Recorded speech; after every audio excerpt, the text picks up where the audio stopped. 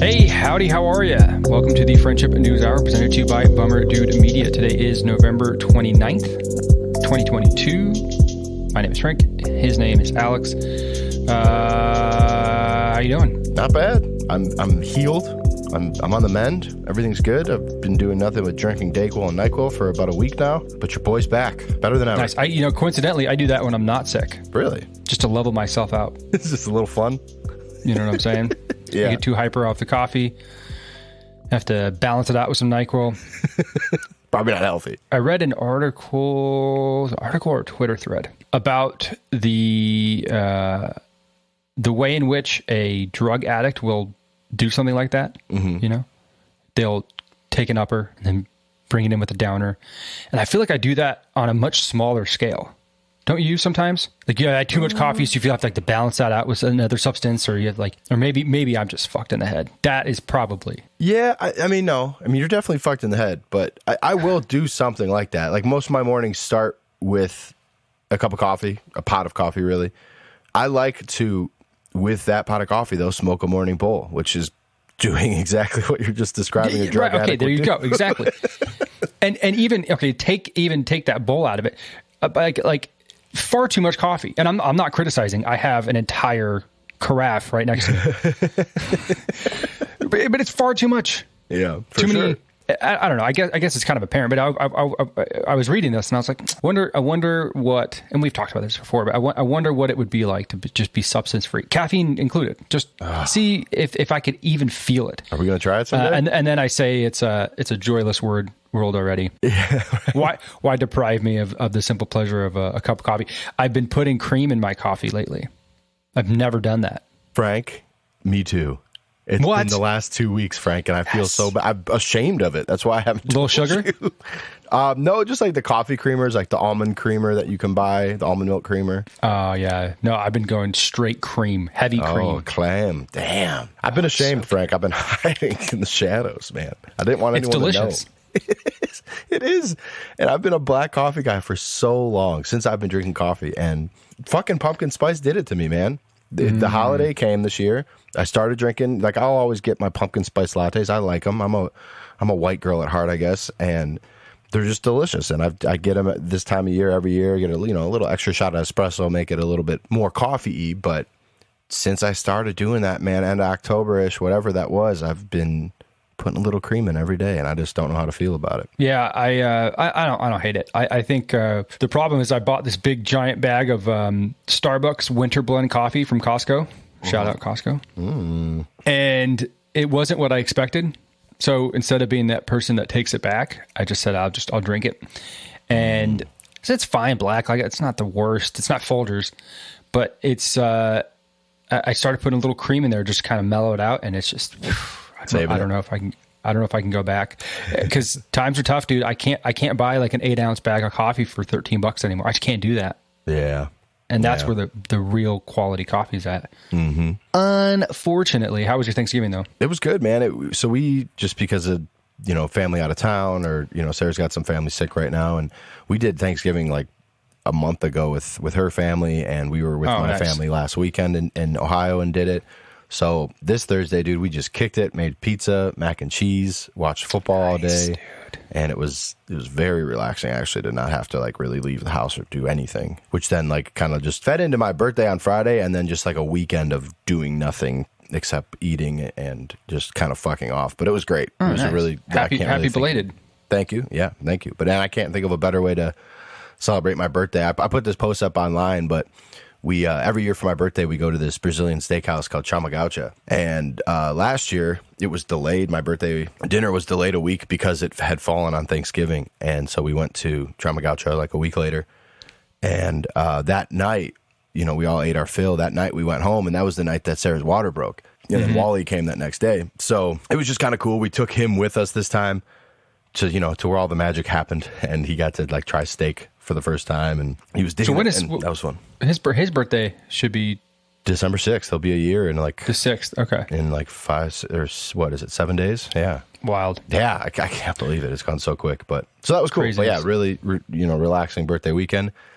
The best gift that probably could have ever been given to me was the Michigan Wolverines pulling their dick out man, and that's fucking right. the Ohio State Buckeyes on their own field. Fuck you to all the Buckeyes fans.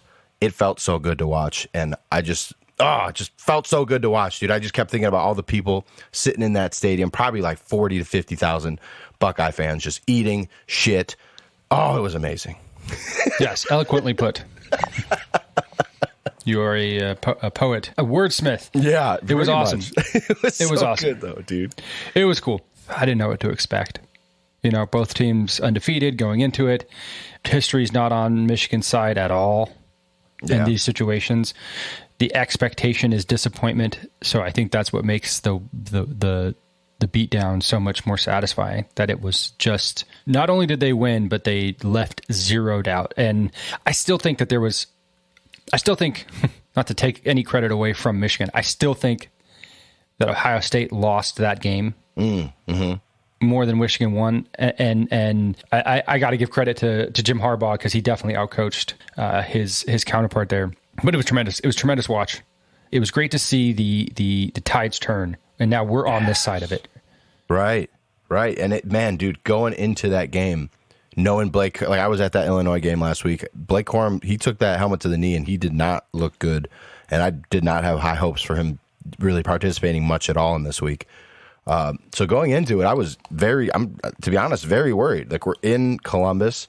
Our best player, who our entire offense all year has been run through, is hurt.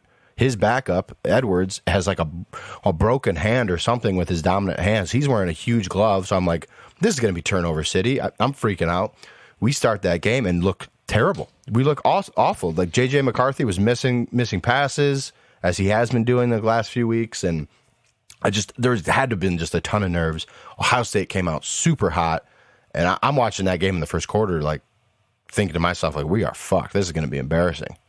And it just kind of in the second quarter kind of seemed the tides kind of shifted, and we kind of weathered that initial storm of Ohio State coming out hard and doing what they do. And we kind of started to figure some things out. And then we went into that game at halftime, and both of these teams have been second half teams all year. So I was like very interested to see what's going on. A shit ton of respect for Jim Harbaugh. I don't have a ton of respect for Ryan Day. I think he was kind of handed the keys to a really successful football team. But I've seen him do some good things since then. Obviously he has phenomenal players, so that's just what you're going to do with them. But I was really interested to see what happened out of that, in that second half, out of halftime. And Jim Harbaugh totally outclassed Ryan Day and his entire staff, man. They couldn't get anything going. The players were getting super frustrated, kept getting personal foul penalties, pass interference penalties. Like, we were in their head, man. And to see the Michigan offense, who have been ground and pound all year and just chip and chunk their way up the whole field, and obviously we've been scoring a lot and whatever, but to see 4 or 5 plays over 70 yards was just awesome, dude. In that game especially, it was just awesome. Yeah, it was great, and I think it immediately started to begin the rumor mill there about if somebody else might come in and coach Ohio State, because this out coaching, this out preparation, that didn't happen with Ryan Day's predecessor, right? Like Michigan doesn't win against teams coached by Jim Trussell or Urban Meyer. They just don't. Right. And so I don't know. Maybe they can turn it around. They were undefeated going into the game, and I think their quarterback was like Heisman hopeful or one of the front runners, and he didn't look great, especially there towards the end. So we'll see what happens with Ohio State. Looking forward, Michigan has a very winnable. I wouldn't say it's a lock by any means. It's the Big Ten championship, so you want to take that game seriously. But it's a very winnable game of the Big Ten championship, yep. And then a possible meeting with probably TCU if all things go to plan in the college football playoffs. That's what I was going to ask you. So looking at the playoff picture now, they're going to announce it tonight what it's going to be. But in my head, Michigan's the number 1 team in my head right now. After that win, going into the number 2 team in the country, embarrassing them at home. I haven't seen a win from Georgia more convincing this year. Although the SEC is a very tough league that they're in, but to me, they just prove themselves as the number 1 team. But whatever you have, Georgia, Michigan, 1 or 2. The remaining spots, would probably fall. Obviously, to TCU, they've remained undefeated, but that fourth spot, you have a lot of debate. I'm really interested to see what happens tonight because a lot of people after their win over Notre Dame would say USC should be in there because they're a one-loss team. A lot of people are saying Ohio State's proved enough this year that they should still be in that category. But Ohio State really doesn't have any big wins to point to. Notre Dame is their only big win, and Notre Dame's now a 4-loss team. Yeah, so I think if USC wins their conference championship, that they're in. You can't put in a team that wins the Pac-12 and goes 11-1. It would be then 12-1, and then put Ohio State over them. I don't see it happening. You think regardless of what rankings come out tonight, it's really what happens next weekend that really will matter? Yeah, it has to be. Because if Ohio State's at 4, I mean, they could easily get taken if USC wins that Pac-12 or 10 or whatever that. If USC wins the Pac-12 championship, they leapfrog Ohio State. I don't think that they're better than Ohio State. I think they get creamed by Georgia. I think Georgia wins pretty convincingly the championship. I don't care who they think play. So. Absolutely. I have faith in Michigan now, man. Especially because we'll have Corum back at that point. Yeah, right. If Michigan plays the way they played against Ohio State, there's no way. Georgia doesn't make those mistakes. Georgia doesn't let 3 touchdowns happen over 80 yards, 4 touchdowns happen over 80 yards. That does not exist against Georgia. That's very true. That's very true. But we'll have the key player to our offense, our offense hasn't been big plays all year. It's been drive the fucking ball, and we have the best O-line in the country and the best running back. That's where they lost last year. We thought we had some studs up front last year, and we just got manhandled. Yeah. Georgia did to us what we did to Ohio State. True. That's very true. So I again, until they can prove it, I really have no faith that any Big Ten team can beat a team like Georgia. Yeah. Or a team like Alabama in any given season. It just really hasn't happened. Mm-hmm. So we'll see. It'll be fun. I'm excited. While we're on sports, how'd we do this week? So this weekend we did better. We went 7-9 this weekend. 7-9? Yeah, I got kind of surprised by the Browns. The obviously the Broncos just continue to suck terribly. They let us down. Colts let us down last night. So 7-9, not terrible, not great. Went 3-0 on Thanksgiving though. Yes, we did. Yeah, we started out great, man. Yeah. Go Lions, dude. I don't give a shit that we lost. We held in there with this probably the Super Bowl favorite team, and I've got so much hope, not obviously for this season, but for the future, and I believe in Dan Campbell. I think the team believes in him. I'm really excited to see if we can get our defense turned around. That I think we got a playoff contending team at least. Perhaps. All right, let's go through these really quick. Real quick. We had a few female listeners reach out to me and just kind of ask that we describe more of what we're doing or kind of just explain the spread and okay, a little bit. So I figured we could just do that really quick. Yeah, absolutely. So I'll do that in real time as we go through these. First game this week is Bills at the Patriots. When we're talking about the spread, what we mean is that the handicappers, Vegas, whoever takes the bets, have put odds on the game. And they do so by either favoring, they'll favor one team, right? And they favor them by giving the other team points to start. So in this game, Buffalo is minus 5 points. When you hear that Buffalo is minus 5 points, that means they start the game with a 5-point deficit. And in order for you to win the bet that you place on this game, they will have to beat the Patriots by 5 points or more. If they beat them by 5 points, right? If the game is 15-10, that's a ridiculous score. But if the game is 15-10 and the Bills are up 15 and the Patriots have 10, that's a wash because the Patriots were spotted 5 points to begin the game. That means that really the game is 15-15 and that bet doesn't make any money. It doesn't lose any money, but doesn't. So you doesn't do make get your any money back in that scenario. Correct. Okay. So in this game, the Bills are favored by 5 points at the Patriots on a short week. And the Patriots, dude, I don't know, man, 6-5, they look decent. The Bills don't look invincible like they did at the beginning of the year. And I'm inclined to take the points here and pick the Patriots. Okay. I'll rock with you. On a short week. Especially with Von Miller getting hurt. They're losing a lot. They've lost quite a few defensive options on the Bills. Yeah, side. Yeah, for sure.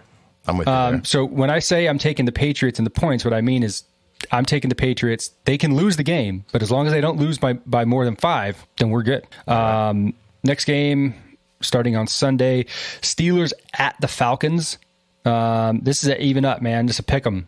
The line is 0, meaning straight up wins. My money's on the Falcons then, if that's the case. They got more players. Yeah, so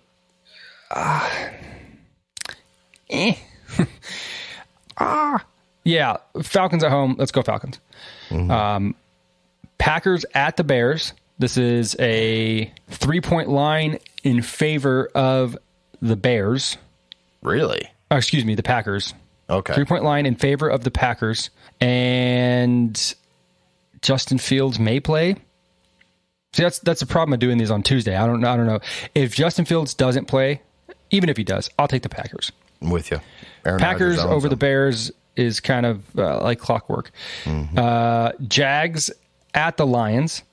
And the Jags are 1-point favorites in Detroit. I'll take Detroit all day.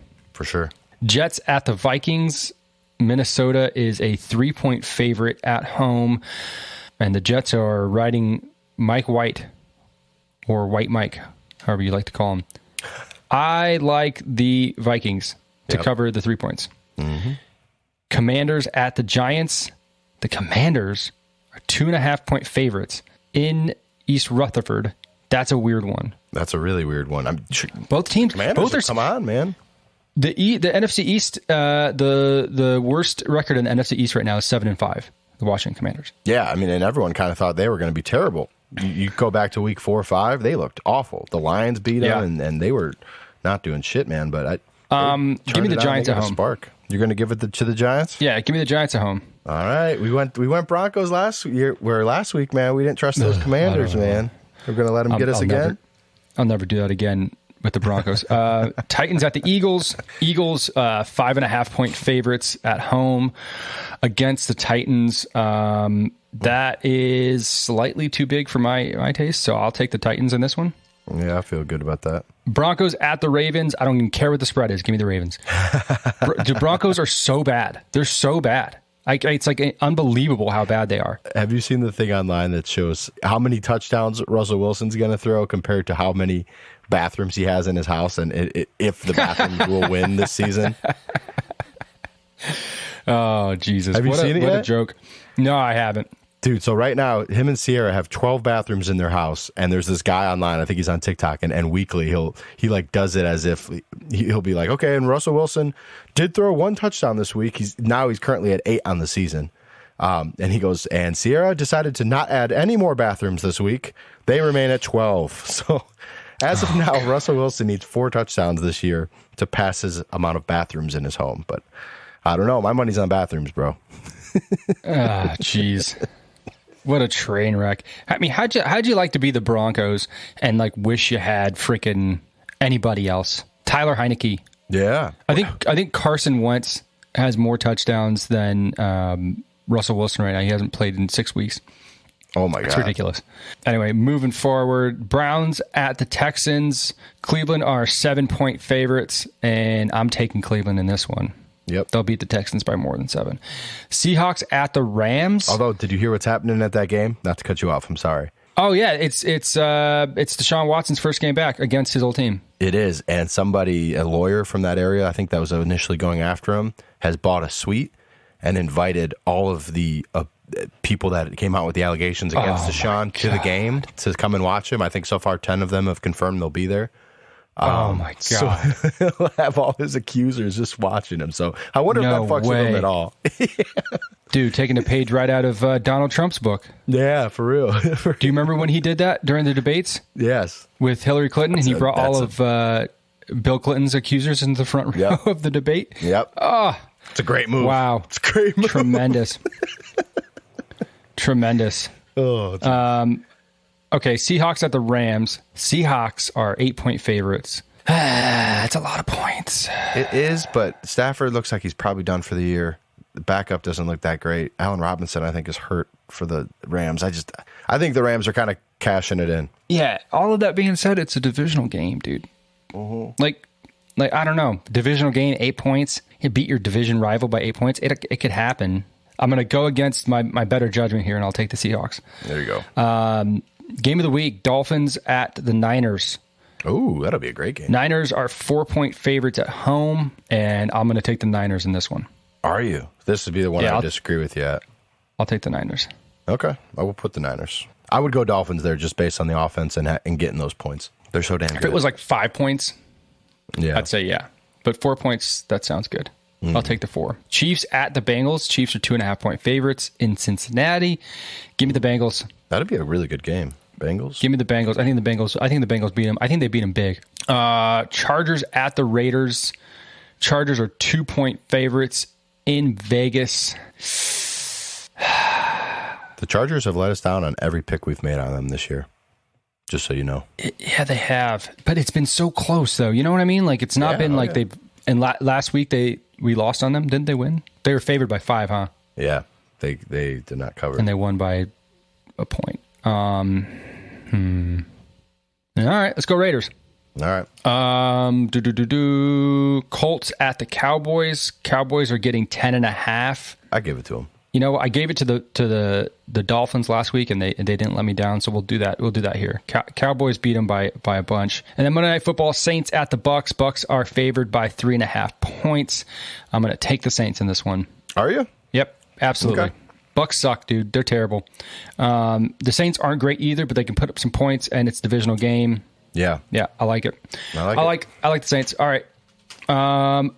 Real quick, since we're on, I know we've just been talking nothing but sports today, but the United States plays Iran today. Must win. In a must-win game in Qatar in the World Cup. And there's been a bit of drama. You've been following this drama at all? I saw one of our U.S. captain got interviewed yesterday and pretty much got corrected on how he was saying Iran's, like the country's name. And then he kind of got pressed on what it feels like to play for a team or to represent a country in which his people, black people, are, discriminated against. Is that what you're referring to? Not quite. That has something to do with it, but that was actually a pretty good exchange there. And what's the captain's name? His name's Tyler Adams. Yeah, and he gives a great response to the question, right? Because they try to put him in a little corner there, a little gotcha. How can you speak out against Iran when there's so much discrimination against black people in your country and you're black? And his response is basically like, look, I've been around the world. I've had to assimilate to different cultures, and what I can tell you is that the United States, while it's not perfect, is making progress, and as long as you're making progress, is the only thing that matters. Boom. It's a great answer. And he even said, thank you for correcting me on that. It's about education. Thank you for correcting me. I was saying it wrong, and now I know how to say it. Right? Kill him with kindness. Love it. But that question was spurred by, we've talked about it. There's protests in Iran right now, mostly for the treatment of their women. And in an attempt to show solidarity with these protests, the U.S. Soccer Federation briefly displayed Iran's national flag on social media without the emblem of the Islamic Republic. Yeesh. Resulting in fierce backlash, the Iranian government accusing the Federation of removing the name of God from the national flag. I mean, that's huge. You know what I mean? That's a really, really big show of disrespect. Mm-hmm. And it hasn't helped matters that the ex U.S. men's national team manager Jurgen Klinsmann has criticized Iranian football culture after their win over Wales, and so there was that question for our captain there, and they're building up some drama, and that's why I love these tournaments, because there's like the political unrest in the background, right? And like these players have almost nothing to do with anything political in either country, right? But they're representing each individual country, and they don't represent the views of the American government, but the American government is not friendly to Iran, and vice versa. So now you have these players from these countries facing off on a pitch, and then you add this disrespect up from the U.S. Soccer Federation to Iran. I mean, even if you're not sympathetic to the Iranian regime and you're Iranian, you got to take that as a slight. I mean, that's like, I don't know. I can't like find an equivalent. It'd be like like removing the stars from our flag. The stars, I guess, but that's not even that has nothing to do. I mean, it does, but when your nation's entire identity is revolved around a religion, and it's in the flag, I don't know, man. I hate how we act so flippantly and do these things like they won't be consequences for this. You know what I mean? I'm not saying like soccer consequences. I'm saying like there are people out there who take offense to that to the point where they will murder people for doing something like that. Like that is a murderable offense. You know, you find yourself in the wrong place and wrong time, and you happen to be representative of a country that you have nothing to do with.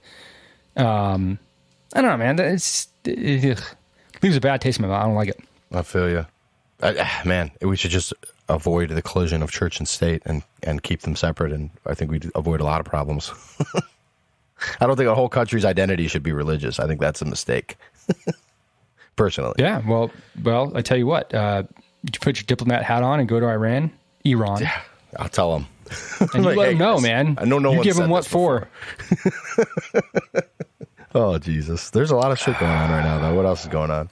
In other international news, there are some pretty fierce protests in China, of all places.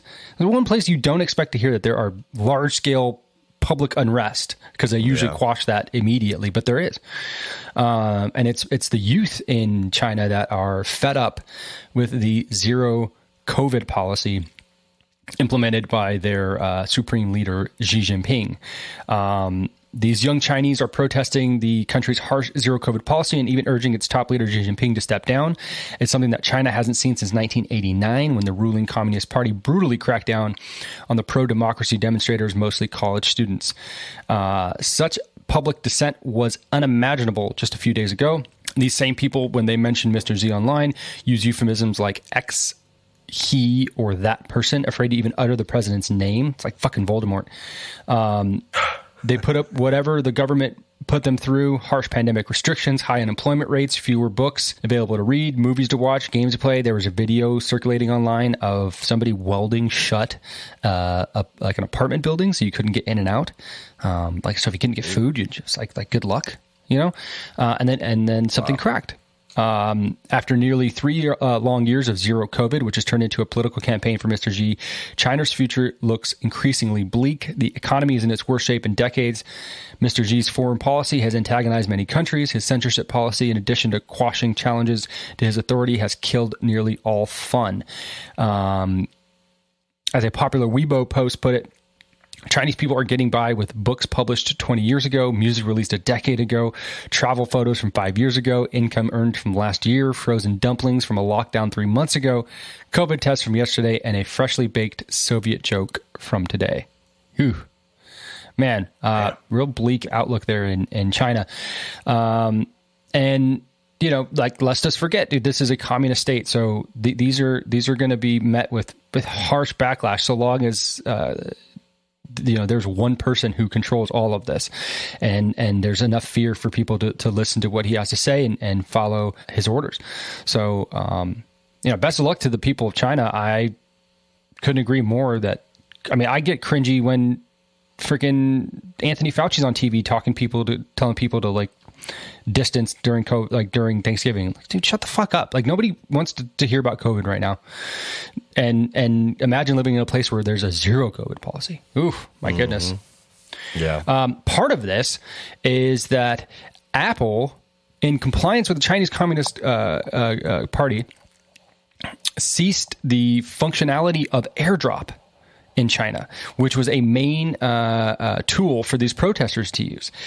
And why that is interesting, other than the fact that they're cooperating with the Chinese Communist Party to quash protests, is that Elon Musk is now going after Apple. Have you seen this? I have, man. He's been going at Tim Cook and all of them on Twitter, man. He has added Tim Cook, the CEO of Apple. The richest man in the world has called out Tim Cook, and he's accusing them of trying to remove Twitter from the Apple Store. There's no explanation from Apple why Twitter would be blocked, but he said that they were trying to take Twitter off the App Store. And I have no reason to not believe that Elon Musk is telling the truth there. And that's a really weird thing to lie about. So he had a big Twitter thread where he talked about how Apple is reducing its advertising spend on Twitter, wondering what's going on there. Well, I think another thing that might kind of play into why Apple might not be so happy with Twitter or Elon right now is because Tesla has moved full force ahead, kind of like announcing the release of their upcoming phone that they're going to be coming out with. So now Tesla now Elon has become a direct competitor with Apple in one of their very core products in the iPhone. People, they know how much, sway that Elon kind of holds. So I can see a lot of people maybe trying to make that switch over from an iPhone over to this new Tesla phone. So that could be, kind of also sparking this as well. I'm not sure, but yeah, I mean, maybe, cult of personality, right? It was Steve Jobs that really made Apple. He was the visionary. He made this vision, and then people bought it. I think Elon Musk is doing the exact same thing, and now they're not so subtly going after Elon Musk's newest purchase. The new phone looks pretty interesting, though, Frank. It's like it goes off of their Starlink satellites, so what they're saying is you'll have service anywhere in the world, and when there's a time that humans live on Mars, you'll be able to communicate from Mars to Earth and all of that. Like, it's going to be a multi-planetary cell system. Like, so it is new and kind of innovative in that regard. So I think maybe Apple does feel a little threatened by him. I could imagine that they do. In another slightly unrelated thread, Elon Musk has been talking about releasing all of the information and data that proves the censorship of Twitter's past. Yeah, so he says the Twitter files on free speech suppression soon to be published on Twitter itself. The public deserves to know what really happened. ... Yeah, I mean, I think that's great that he's not shy to go ahead and out his own company and show the main reason why he got involved in the first place. I mean, they were going through headquarters the other day. He posted something and found a bunch of T-shirts that said #stay woke. Yeah, so if that's your company's agenda is to stay woke, like there's a lot more shit going on there for sure. And he put a poll up. Apple should publish all censorship actions it has taken that affect its customers. Yes or no? Hilarious. Jeez. And yeah, he's just kind of going after Apple and their kind of, their monopolistic ways and how they can, with just a little push of the button here or there, they can make a big difference. So yeah, I mean, I don't know, man. I love the drama that Elon Musk has brought because I think it's kind of what like everybody's been asking for. Like I don't think we're crazy to have wondered about a invisible hand, right, in the social media sphere. And let's be very clear: what is on Twitter is not real life. Okay. But it's where real life goes to talk about real life. And when you do the things gradually, the way that Twitter's been doing it, the way that Facebook's doing it, the way Google's doing it, when Apple can, stop the function of AirDrop in an entire country at the behest of the government of that country, like that doesn't provide any comfort to us, the layman, the small person. And so I don't know. I don't want to lift up Elon Musk as this guy and put him on a pedestal or anything like that. He's certainly not a hero by any means, but all he's doing is peeling back and just saying, hey, you deserve to see what's going on. You deserve to not be put in the dark. You deserve to not have vague explanations provided to you about why this person's being account's been suspended or why they've been banned from this platform, this, that, and the other. So I don't know. So far, I think he's doing a great job. I love it. I have a piece here from the Washington Post. It's kind of depressing, but it provides some insight into our social lives. And it starts with the classic qualification of COVID-19 and how it's wreaked havoc on our social lives. And there's closures and cancellations, hunkering down, yada, yada, yada. It goes into Americans spending 38% less time with friends and extended family over the Thanksgiving weekend. I think you alluded to that in the beginning of the show. You kind of, we just kind of stayed home and relaxed. But then it says that our social lives were withering dramatically even before COVID-19.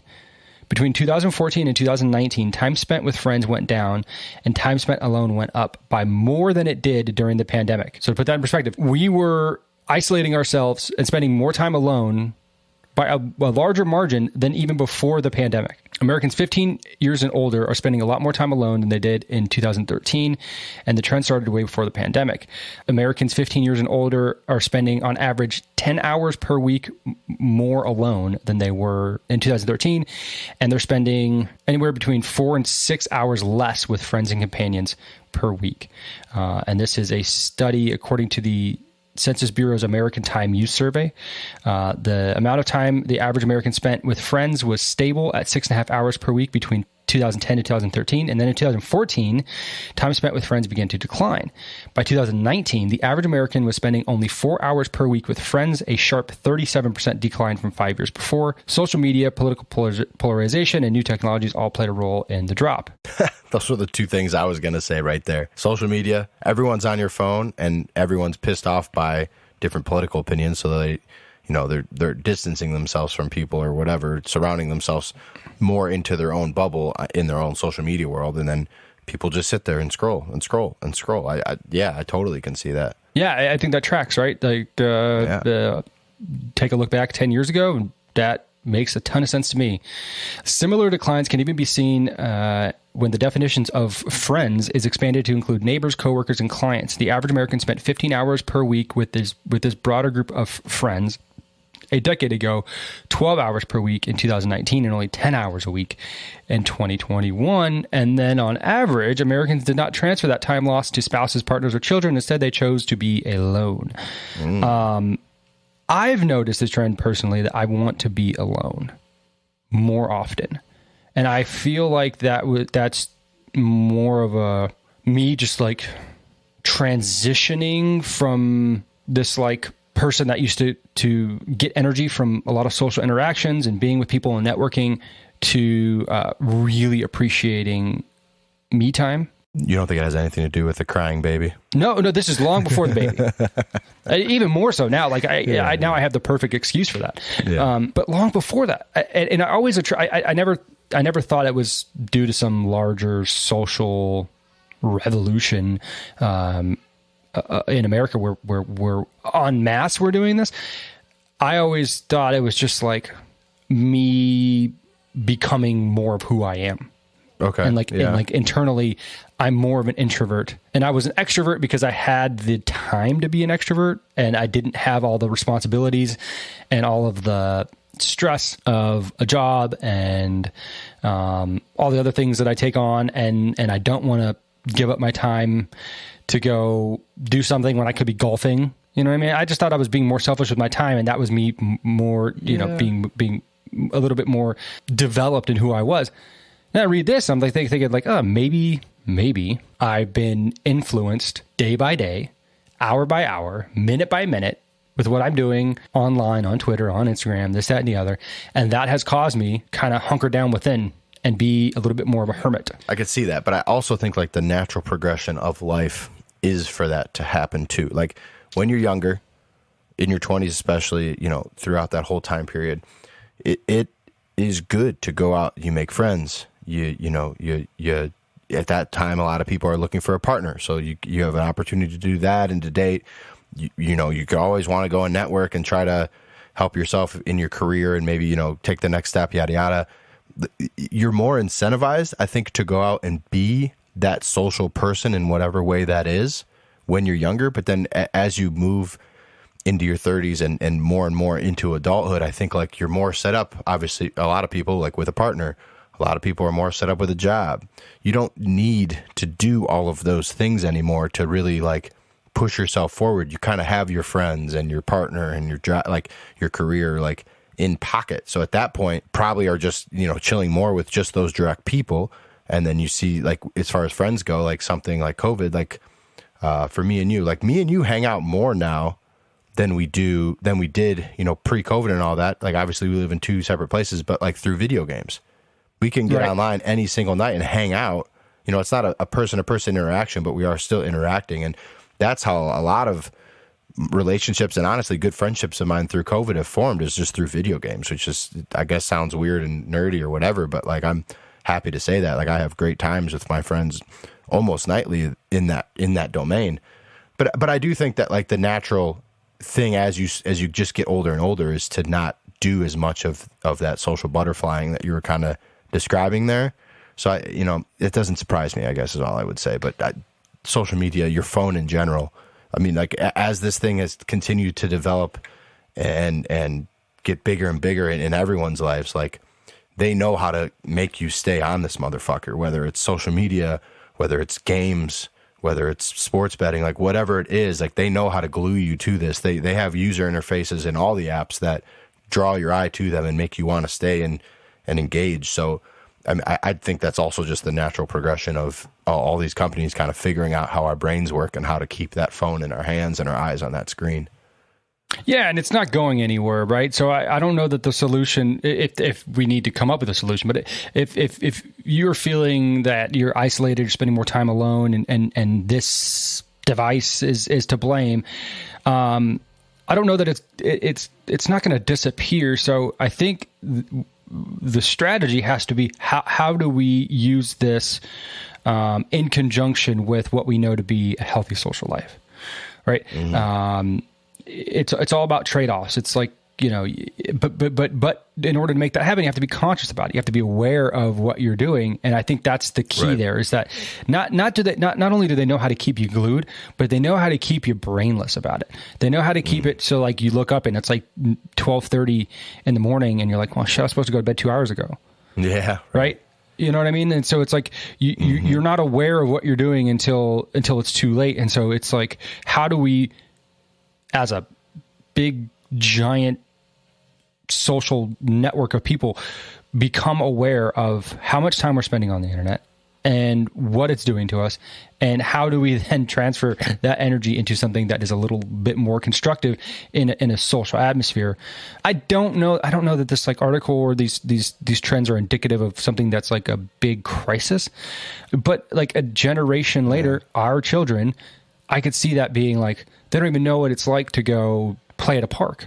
Right? Because they're online, right? All of their interactions are through some sort of medium instead of face to face. I don't know what the implications of that are, but it just, when I hear that, it doesn't sound good. It sounds unhealthy. Yeah, and that was the first thing that came to my head, is like, you need to force yourself, your children, whatever it is, like into some kind of community in some way. Like, if this concerns you, if you want to live on your phone, live on your phone. Like, that's your own choice. But to me, like a great way that I've found to still get out, make friends, be part of something is just going to play tennis, going to the gym. I've got a group of friends. We play 3 times a week plus, sometimes 3 to 5. And, that keeps you engaged. You're talking to people like, hey, let's go do this. Let's go get drinks after. You have to, like, nowadays, I feel like, really make an effort to create your community and to engage with the community if you want to see that back. Like, it's not as easy, apparently, as it used to be. So that'd be my biggest thing. I mean, the phone companies, Apple will give me a report each week of how much time I spend on my phone, and I have never looked at that and been like, oh, I should stay off my phone more this week, or I should, oh, look, I did good last week. Like, it's just information. They know you don't give a fuck. You're going to be right back on your phone right after that. So it's like, exactly. It's on the user, it's on us. If that is something that you are actively looking to, problem solve with, it's on you to find whatever that tennis is for you. If it's playing even just a card group of people, there's tons of websites and interfaces you can use that will help you find like-minded people like you. You just got to put the effort in, really. I think the crux of what all that is and what you're searching for in those events, if it's tennis or golf or going for a run or even just for a walk, it's time in your head alone from outside influences where those thoughts can just flood your brain. And sometimes that's a really daunting thing to think about, right? Like I'm alone with my thoughts. I don't want to be alone with my thoughts today because I'm not in a good place, right? But the only way to get out of those places is to reckon with what you're going through. But the time spent alone with your thoughts, I think, is the most underrated time. And that I think is what all these activities ultimately lend themselves to. Whatever it is, right? Like exercise, going for a walk, writing, journaling, or reading, right? Maybe, even reading. You're alone with a story, right? And it's just you and this story, and you're interacting with with something tangible that has meaning to it. So I think that's where all the basis of all those activities are, and it is important. It all involves putting your phone away. All the common denominator and all those things is your phone's in your golf bag, it's in your tennis bag, it's on your table on the other side of the room so you can focus and read. Music is another really great outlet, where people that maybe have written poetry or something like that before can come into that medium. So that those are all great ways, but I think the phone away is the common thing. One thing that I read over the weekend that looks like maybe will help or hurt this problem, I'm not really sure. But over in the UK, 100 different companies have signed up to all transition to a 4-day work week and will not be cutting pay for any of their employees. Yeah, so I think that's really, really interesting, man. Like, that'll help with that work-life balance, maybe give people more time to go out and get involved or do more of these things. Also, it could just give them more time to sit at home on their phone. So I don't know if it'll help fix any problem, but It looks like what it's going to be. It's 100 companies, about 2,500 people. So it's a small fraction of the amount of people that actually work over in the United Kingdom. But it's part of like this campaign, which is the 4-day work week campaign. And it's like this group that kind of keeps growing and growing, and they're trying to get more and more companies to do this. Looks like they've got 100 to sign off on it already, which is cool. It's a step. I personally do work a 4-day work week right now and love it. It's amazing to have that extra day, and I can kind of swing it between Mondays and Fridays, which is also really nice to have a employer that's flexible like that. But it does. I mean, it has opened up my Fridays, especially. That's the day I usually take the time off, just because there's so much shit to do usually on Mondays after a weekend. But it does kind of let you get into the weekend more. I can kind of go to the gym early on a Friday and kind of just jump off on that right foot. So I'm a big fan. I saw this come out over the weekend, and I think it's more employers should pay attention to it. And it's huge that they're not cutting the pay, because every time this is kind of proposed, that kind of seems to be the first thing that would come up as a, well, what do you do? Do employees still going to pay this much?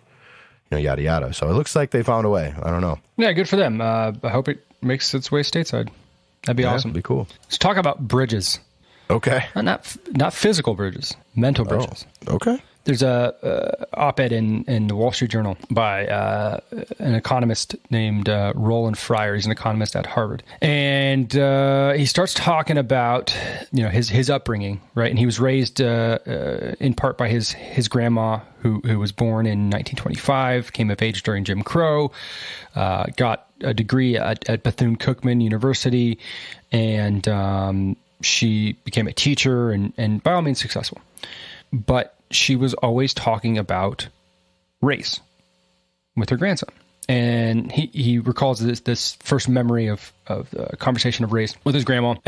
He was at a McDonald's, and she paid with a $20 bill, and the cashier put the change directly on the counter and shoved it over to her. His grandma said, "You see that? A white woman didn't want to touch me." He said he'd noticed it too, but he thought the cashier was being nice, gave her the benefit of the doubt, trying to avoid passing on her own germs. And his grandma was obviously biased, right? She grew up during Jim Crow. Racism was everywhere. Yeah. That is not it's not hard to think of. And so he began to see racism everywhere as well, right? Differences in wages, racism. Racial differences in educational achievement, racism. Racial differences in teen birth rates, racism. This sort of casual empiricism was in the mainstream for him growing up, and now he's seeing it in the mainstream today. And I think we all are, right? We all kind of revolve right back into that, structural racism of America causing these different disparities, between races. So he talks about being a graduate student and reading a paper called the Role of Pre-Market Factors in Black-White Wage Differences. And it uses a nationally representative sample of more than 12,000 14 to 17-year-olds from 1979. They estimated that black people earned 35 to 45% less than whites on average. But what the study found was that measured when you took people and you measured them skill by skill, right? This person doing this job and this person doing that job, that with women, they actually earned more. Black women earned more than white women if they had the same skill measured. Black men were at the most 29% would earn less than their white counterpart if they had the same skill. Right? He read this and he wasn't. It wasn't like a revelation to him. It was more like wow, this doesn't jive with what my experiences were, and so I don't know how to make sense of this.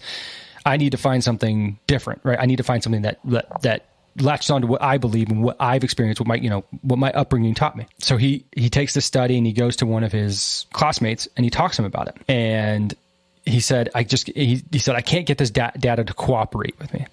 And his classmate asked why he was so convinced. And he went into this rant about the prevalence of racism and recognizing bigots on the streets and his grandma and her experiences.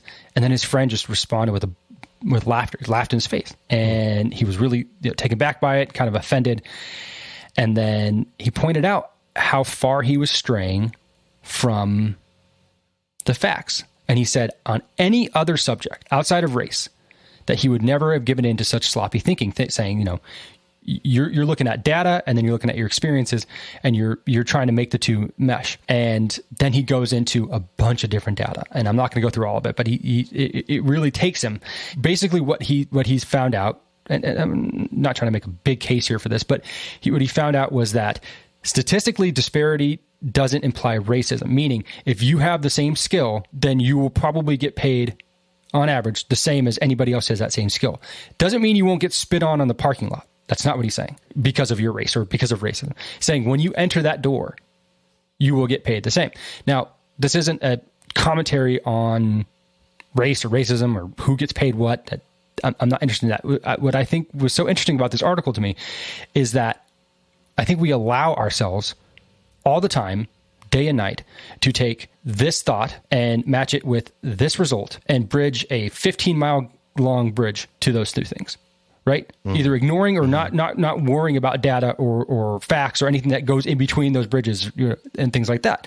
And I think it's never more apparent than what happened in Colorado Springs a couple weeks ago, when there was a deranged young man who went into a gay nightclub and shot up a bunch of people, killed 5, injured a bunch more. And immediately you saw that conservatives and Republicans were blamed for this violence.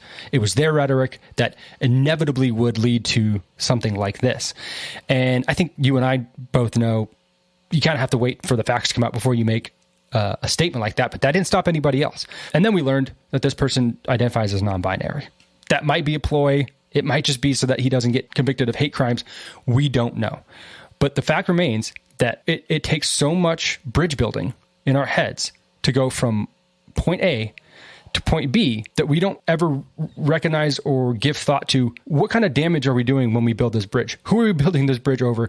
And what are we doing to make sure that this bridge connects these thoughts in our head? How many gaps are we filling in? How many points do we have to fill in our head before we get to those points? How many things are we assuming? And that, to me, I think pinpoints a very big problem in our social commentary.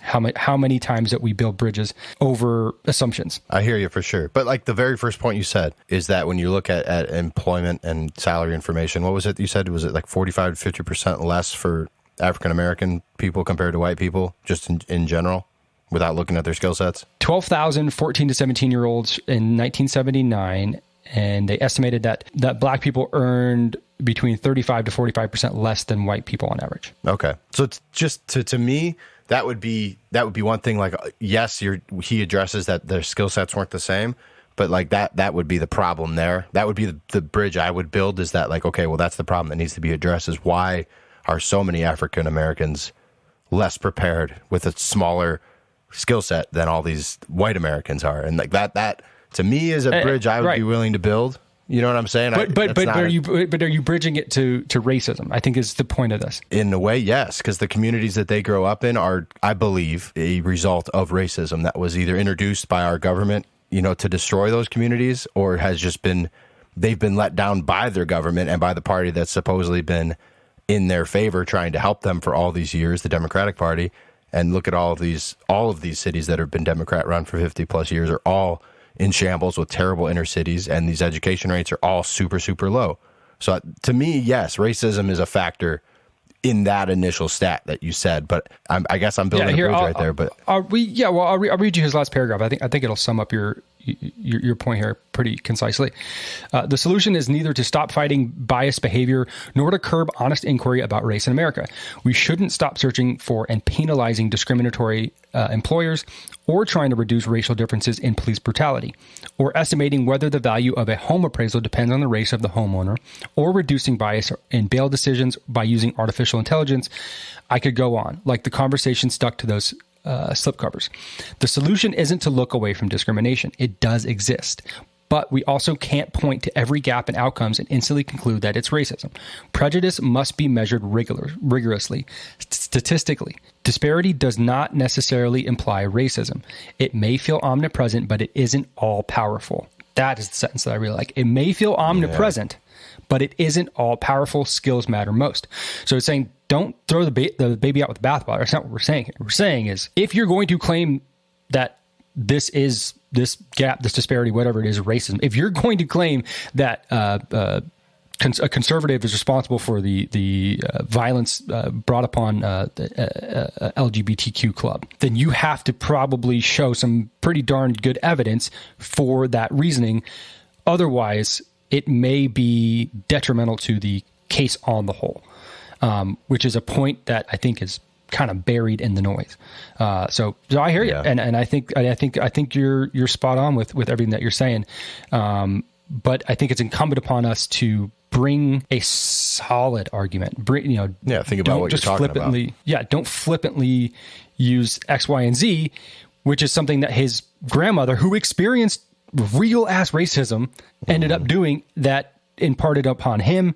And so I think, maybe it's as slippery of a slope as racism, this other form of prejudice in your head based off of real life experiences. It's tough. It's a tough thing to do. Yeah, for sure. Well, anyways, I thought that was interesting. I hope you did too. What's not tough to do is to go on to our store and get merch, because we got it. Coffee mugs, sweaters, t-shirts, hats, underwear, anything you want for the loved one in your life to let them know that you care about them is available right now on our Shopify. Helps us get the name out. We'd really appreciate it if you guys get those holiday orders in, so you'd have them for that special someone for this special time of year. Frank, where can they find those? You can find us on Twitter at FriendshipNH, on Instagram and TikTok at Friendship News Hour, and you can write us an email, bummerdude.media@gmail.com, bummerdude.media@gmail.com.